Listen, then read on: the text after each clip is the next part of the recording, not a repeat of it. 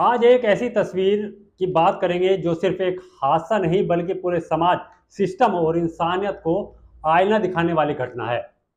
4 जून 2025 शाम 6 बजे की बात है। बेंगलुरु का चिन्ना स्वामी स्टेडियम। दो तस्वीरें थी, एक दीवार के उस पार जश्न था, तालियों की गड़गड़ाहट थी, ट्रॉफी की चमक थी, लेकिन उसी दीवार के दूसरी तरफ लाशें बिछी थी, चीख पुकार मची थी, भगदड़ मची थी और एक एक कर सांसें टूट रही थी। एक ही वक्त, एक ही जगह, लेकिन एक ही हिंदुस्तान, एक तरह के जश्न और एक तरफ मौत का तांडव।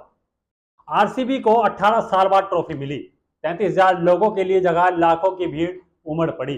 लोग दीवाने थे अपने हीरो विराट कोहली और उनकी टीम को देखने के लिए। व्यवस्था चरमरा गई, लेकिन इस दीवानगी में जो हुआ उसने बेंगलुरु को ही नहीं पूरे देश को हिलाकर रख दिया। भगदड़ मची, लोग एक दूसरे पर गिरने लगे, 11 जिंदगियां चली गई, 25 से ज्यादा लोग घायल हो गए। हालांकि यह आंकड़ा सरकारी है। और दूसरी तरफ उसी वक्त अंदर रंगारंग कार्यक्रम चल रहा था। मुख्यमंत्री तालियां बजा रहे थे, खिलाड़ी ट्रॉफी घुमा रहे थे। सवाल यह है कि क्या ट्रॉफी 11 जिंदगियों से ज्यादा कीमती है? क्या कोई जीत इतनी बड़ी हो सकती है कि मरते हुए लोगों की चीखें अनसुनी कर दी जाए? क्या हमारे खिलाड़ी, नेता और आयोजक इतने संवेदनशील हो चले हैं कि मौत पर भी उनका जश्न नहीं रुकता? अगर भीड़ में किसी खिलाड़ी का कोई अपना होता तब भी वो ट्रॉफी के साथ कैमरे के सामने क्या मुस्कुरा रहे होते? यह एक मात्र घटना नहीं है, ऐसी कई घटनाएं हो चुके हैं जब लोग मर रहे होते हैं और दूसरी तरफ जीत और सफलता का जश्न चल रहा होता है। इस सवाल का जवाब इसलिए सरकार से, आयोजकों से और आरसीबी की पूरी टीम से ये सवाल पूछे जाएंगे। और सबसे बड़ा सवाल जो बार बार पूछा जाएगा, सबको पता था कि बाहर लोग मर रहे हैं, इंटरनेट भरा पड़ा था, हर आदमी के मोबाइल में, फोन पर वो तस्वीरें घूम रही थी, लेकिन इसके बावजूद अंदर बेशर्मी से उत्सव मनाया जा रहा था। 11 मौत की खबर को नजरअंदाज ही कर दिया गया।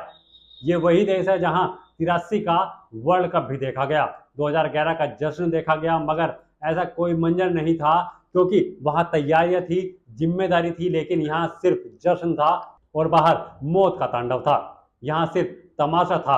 अब ये सिर्फ आंकड़े बन गए, 11 मरे, 25 घायल। बस आज के अखबार की हेडलाइन कल के अखबार के साथ रद्दी बन जाएगी।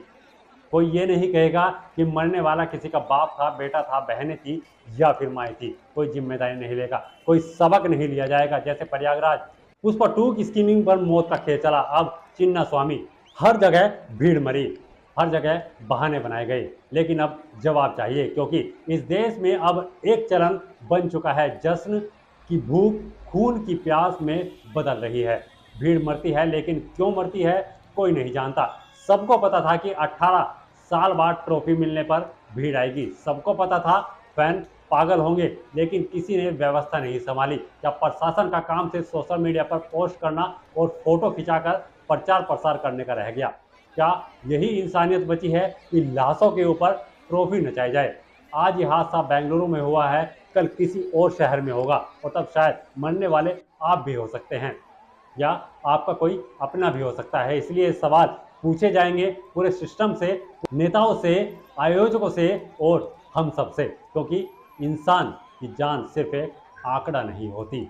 जब एक हत्या पर भारतीय न्याय संहिता बीएनएस में धारा 101 और धारा 103 में सजा सुनाई जाती है, तो इन 11 हत्यारों का जिम्मेदार कौन है?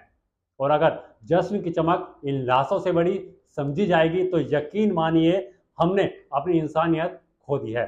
शर्म कीजिए, किसकी जान गई? वो आपकी ही तरह आरसीबी के फैन थे, इसलिए जब वो गिर पड़े तो उनकी चीखें आपकी तालियों ने दबा दी गई।